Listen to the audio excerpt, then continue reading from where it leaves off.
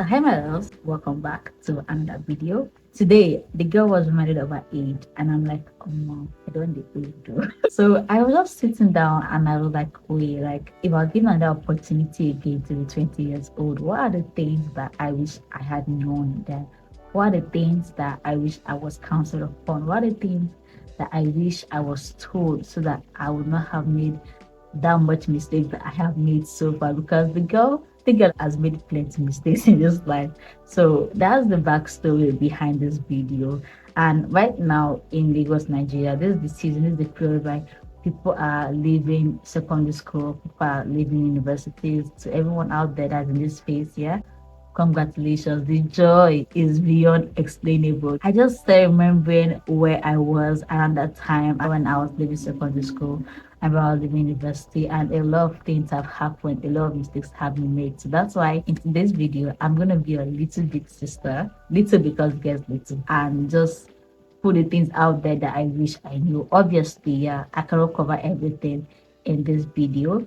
That is why I'm going to be creating a series titled Navigating the 20s.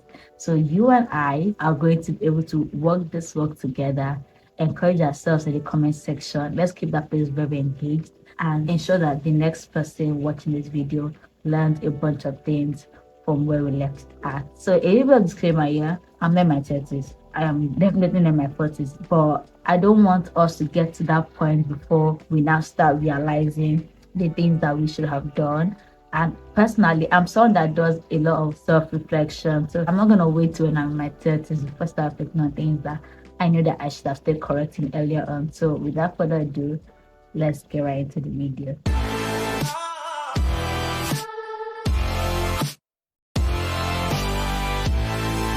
Okay, so you guys, if you hear any construction work going on, there's a bit of, I don't even know what's going on, but like happening in the background today. But I couldn't just postpone this video because I was led to just drop this out today. And if you're watching this, that means this is actually meant for you. The first thing I want to dwell on is I wish I was a bit more disciplined. Yeah, because the truth of the matter is that without discipline, you are probably not going to go anywhere in life. The gap between where you are right now and where you want to be is discipline. We all have dreams. We all want to be that body. We all want to be that guy that drives the best car in the estate. We all want to be that girl that has like a million and one waves. But what would take us to that place, to that big picture, is the act of discipline. It is very easy to have goals, very easy to dream. In fact, everybody dreams on a daily basis, but it's wanting to dream, is wanting to not actualize your dreams and make it your reality. So I really wish I was much more disciplined when I was growing up, because I'm the kind of girl that any slightest inconvenience is a sign I should not do it.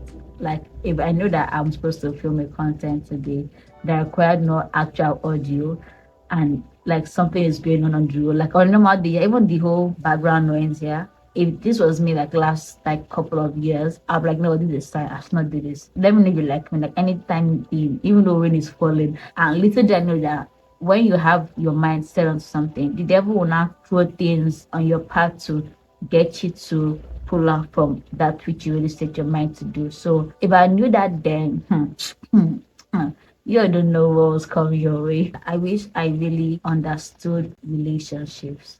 And I don't just mean like dating, yeah. I really wish I understood how to cultivate and maintain healthy relationships, whether with family members, whether with friends, or even with like people like opposite gender. Do you understand? And God at large, because it would have saved me a lot of drama. I found myself trying to maintain relationships that were supposed to have been cut off.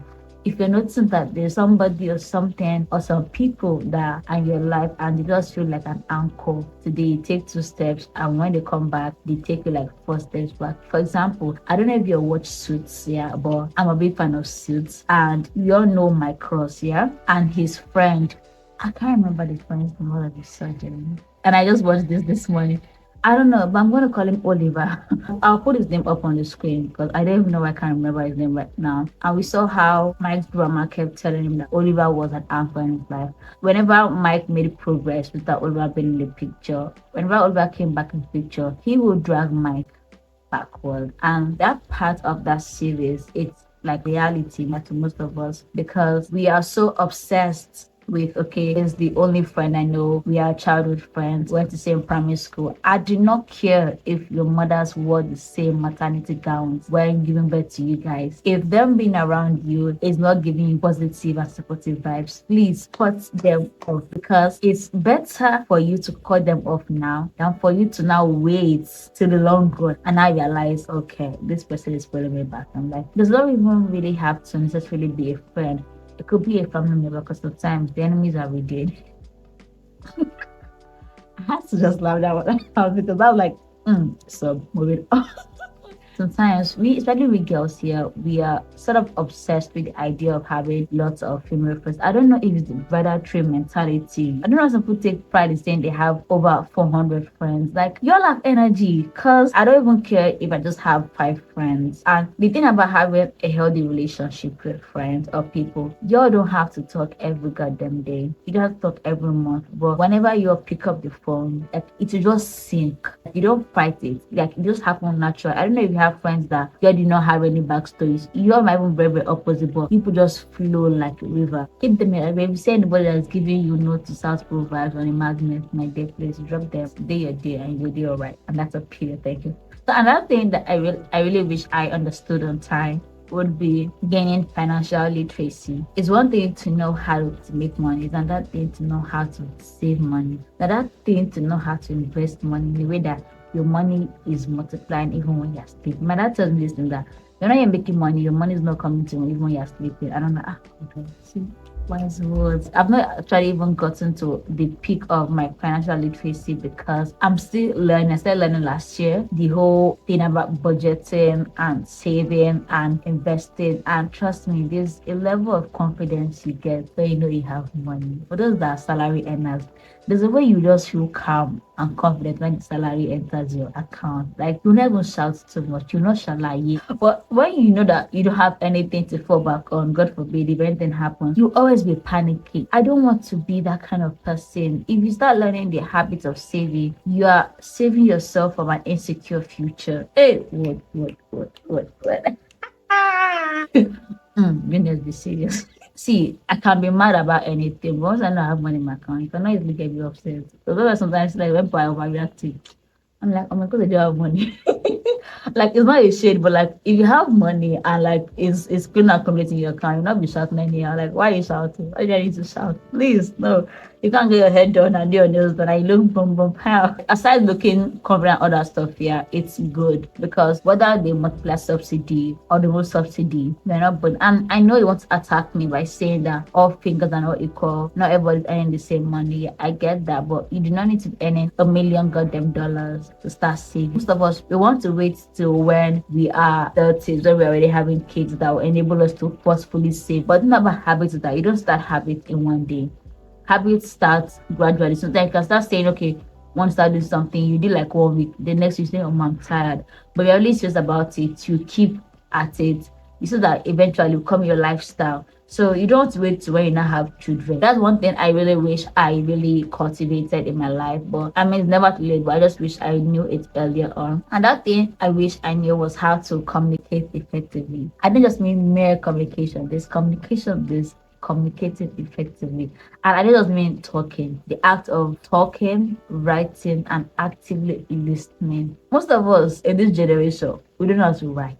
Our writing ended after I wrote WAEC for 50 words. Some people don't know how to text. Some people do not know how to listen. Some people talking, and they don't know how to listen enough to understand what the person is saying. For example, now, nowadays, like they have interviews done virtually, like Zoom or Google Meet, yeah. So you can imagine being able to use this labelers, yeah, for example. So you can imagine being able to use this guy via Zoom. You have to convince someone that does not know you, that's not very other. You know how to use this guy to the best of the best. And because you're not able to communicate, you don't have to put your words together, they end up not giving you the job.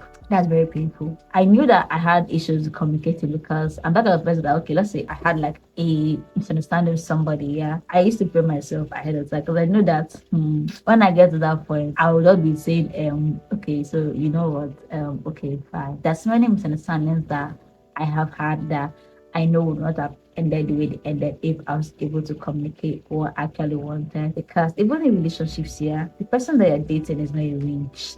If you don't say the things you want and how you want it to be done, there's no how they are going to know. They're not you. They have not lived your life. They've not had the experience. They've not lived with your kind of people at home. So professionally, it will take you a long way. Personally, a longer way, and save you a lot of stress. And another thing that we need to include there is spirituality, because you got to talk to God. I don't want to know this like every 2 days. But like just find time. Some people not to communicate to God through crying, some people through praise and worship, some people through prayer, some people through fasting. Just find what suits you, yeah. And nobody's above getting spiritual relationship with God. Who are you without it? So another thing that I really wish I knew was learning how to monetize my interest or my passion. So okay, backstory, yeah. So I learned very early in life that I'm a creative person. I'm a creative girl. This goes back to when I was 4, 5 years of age. So growing up, yeah, like when we went holidays after like maybe like long vacation, yeah. I mean this summer period that we're in right now. My parents would like take us to like the computer training center and we'll be left there. So I got introduced to computer systems very early on in life. I knew my way around computer, all those times you start using Mavis Beacon, yeah, all those stuff. Yeah, I'm having nostalgia right now. At that point, yeah, I was introduced to Corridor design. I think that's the beginning of my designing story. You know, this time I used to have flyer, and I don't know if it is now online. We have all these flyer maybe of schools or like of all these churches and their programs here. And we'll be told to like design the flyer. Do you understand? I'll do it even when they not send message.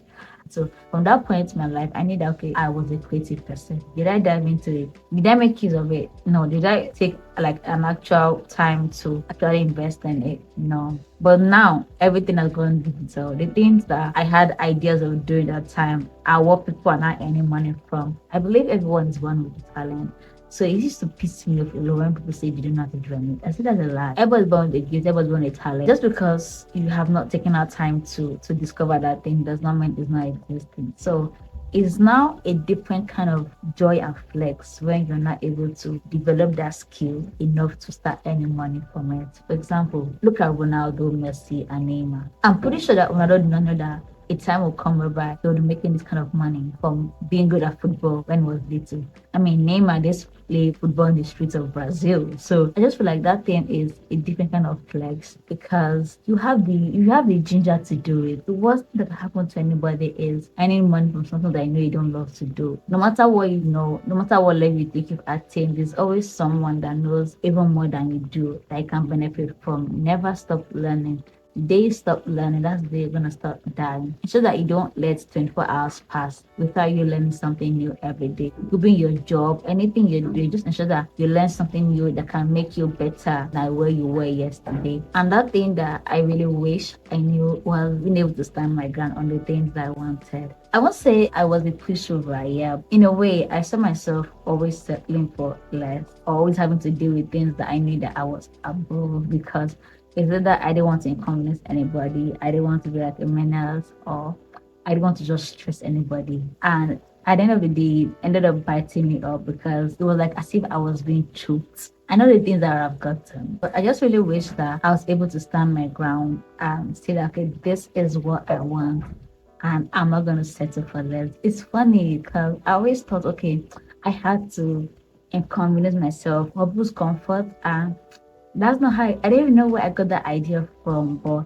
that's just what I see myself as. And right now, if it's not what I want, I'm so sorry. I've learned to believe that okay, what I am is enough, and I know what I want. I'm not a kid anymore.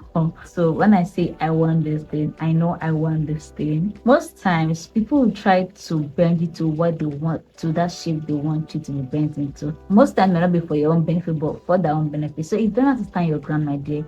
You're gonna end up taking different shapes and forms and end up coming shapeless. Because today, if BC wants you to be trapezium, you're trapezium. If tomorrow Tunde wants you to be oval, you're oval. If next tomorrow friend wants you to be a triangle. So when you keep putting yourself in shoes that are meant to make other people more comfortable, you just end up becoming a mess and end up not discovering who you are. And the thing about being a friend is that this is a time whereby you get to know yourself for yourself. Most of us are not living with our parents anymore. This is a time whereby you now start living on your own. before you get married. This is the time where you may have to travel for like further studies. This time where you have to start going out, networking. And this time we start going out, dating, and going for parties, meeting people. So you're just becoming to know yourself. The things that I cannot take now that it was in the past, I'll be like, okay, I can manage. But right now, I'm not taking that because now I know the kind of person that I am and the kind of things that I stand for. So if it's not who I am or what I stand for, you will not catch me. I'm out of that place accepting negative feedback. This one, I always know about this feedback part because growing up, I knew that I don't know how to control my facial expression. So you can be correcting me, yeah, and I might be accepting it in my heart or in my heart of heart, but my facial expression will be giving side eye. But it's after I've left that scene, I not back to my bed. I'm like, okay. I needed to learn how to accept them, take out the juice, and now use the juice to now become the kind of person I want to be. All negative feedbacks are not bad, because some people are just haters. So you need to learn how to differentiate the haters from people that actually want you to grow. And if you're still struggling with accepting negative feedbacks, what I advise for you to start with is to do more self reflections. As a middle child, I was always most times on my own.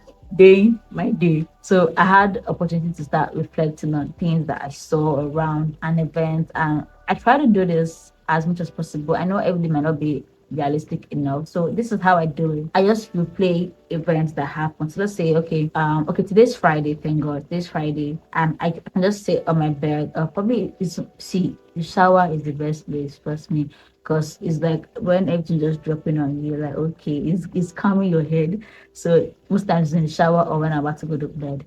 So what I just do is to play back all the events that happened that day or that week, and I start having a mental note, okay, goodness, this part here you fucked up.